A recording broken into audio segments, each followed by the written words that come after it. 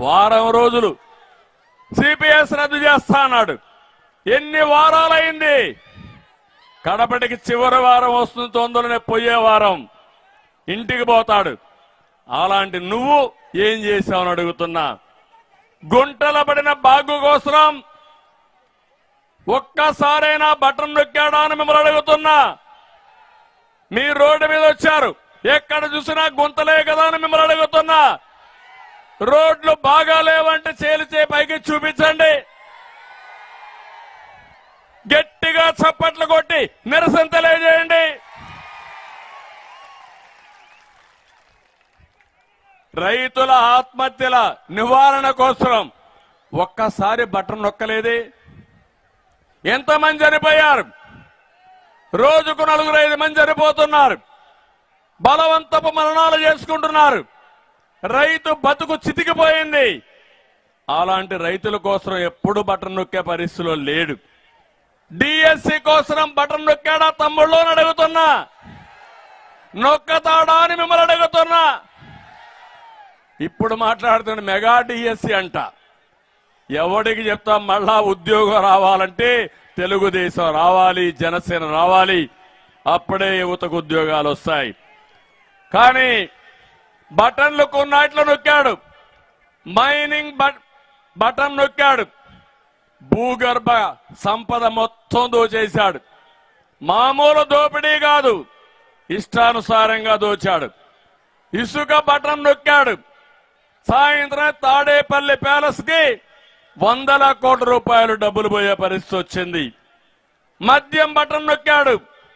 అక్రమ ధనార్జన, సొంత బ్రాండ్లు ఎక్కడికక్కడ దోచేస్తున్నాడు. ఇప్పటికీ 30 లక్షల మంది అనారోగ్యం పాలయ్యారు. 30,000 మంది చనిపోయారు. చనిపోతూనే ఉన్నారు. ఈ సిగ్గుపాలన ముఖ్యమంత్రికి మాత్రం ఏమీ పట్టలేదని చెప్పి నేను మీకు తెలియజేస్తున్నా. నీ బటన్ డ్రామాలు అందరికీ తెలిసిపోయినాయి. తెలిసే లేదా అని మిమ్మల్ని అడుగుతున్నా. అందరికీ అర్థమైపోయింది. రేపు ప్రజలంతా ఒకటే బటన్ నొక్కుతారు ఎలక్షన్ లో. ఆ బటన్ తో జగన్మోహన్ రెడ్డి ఎక్కడికి పోతారు తమ్ముళ్ళు? ఆ పార్టీ ఎక్కడికి పోతుంది తమ్ముళ్ళు? అది చేస్తారా అని మిమ్మల్ని అడుగుతున్నా. ఏమమ్మా చేస్తారా అని మిమ్మల్ని అడుగుతున్నా. ఒక్కసారి మీరు ఆలోచించండి. జగన్ ధనదాహంతో ఉత్తరాంధ్ర మొత్తం ఊడ్చేశాడు. కొండలన్నీ ఆనకొండల్లాగా మింగేశారు. ప్రశాంతమైన ఈ ఉత్తర ఆంధ్ర, నేను ఎప్పుడూ చెప్పేవాడిని, నేను నచ్చిన ప్రాంతం ఉత్తరాంధ్ర. నీతి నిజాయితీ ఉండే ప్రజానీకం ఈ ఉత్తరాంధ్రలో ఉన్నారంటే అది గర్వకారణం. ఇప్పుడే కాదు, సమైక్య ఆంధ్రప్రదేశ్ లో ఎలక్ట్రిసిటీ డిపార్ట్మెంట్ లో ఈ డివిజన్ లో ఈస్టర్న్ డివిజన్ మాకు ఉండేది. ఆ రోజు ఎక్కడ కూడా ఒక్క పైసా అవినీతి లేకుండా డబ్బులు కట్టిన ప్రజానీకం ఉత్తరాంధ్ర ప్రజానీకం అని చెప్పి కూడా నేను మీకు తెలియజేస్తున్నా. అలాంటి ప్రదేశంలో హింస, కబ్జాలు, అశాంతి. రిషికొండ, మీరు విశాఖపట్నం వెళ్తా ఉంటారు. రిషికొండను మీరు చూస్తే ఆనకొండలాగా మింగేశారు. 500 కోట్ల రూపాయలు ప్యాలెస్ కట్టాడు. ఏమమ్మా మీ ఇల్లు బాగుందా అని అడుగుతున్నా మిమ్మల్ని అందరినీ. మీ ఇంటికి ₹1,00,000 ఇస్తున్నాడని అడుగుతున్నా. కేంద్రం ఇచ్చే 1,50,000. అదే మరి నరేగాలో 30,000 అదే ఇస్తున్నాడు తప్ప ఈయన ₹1 ఇవ్వడంలా. ఈయన ప్యాలెస్ కు మాత్రం 500 కోట్ల రూపాయలు తగలేసే పరిస్థితికి వచ్చాడు. అందుకే అడుగుతున్నా, ఈ ఉత్తరాంధ్రకి 1 పైసా ఖర్చు పెట్టాడా? రోడ్లు వేసాడా? ప్రాజెక్టులు కట్టాడా? అభివృద్ధి జరిగిందా? మీ పిల్లలకు ఉద్యోగాలు వచ్చాయా? కానీ ఆయన సాక్షి పేపర్కు మాత్రం 1000 కోట్లు. అదే మారిగా సలహాదారులు 100 మందిని పెట్టాడు. 700 కోట్ల రూపాయలు వాళ్ళకి ఇచ్చాడు. ఒక్క సజ్జల సాక్షి జీతగాడికే 150 కోట్లు ఇచ్చిన మహానుభావుడు. ఏమైనా సలహాలు ఇచ్చారా?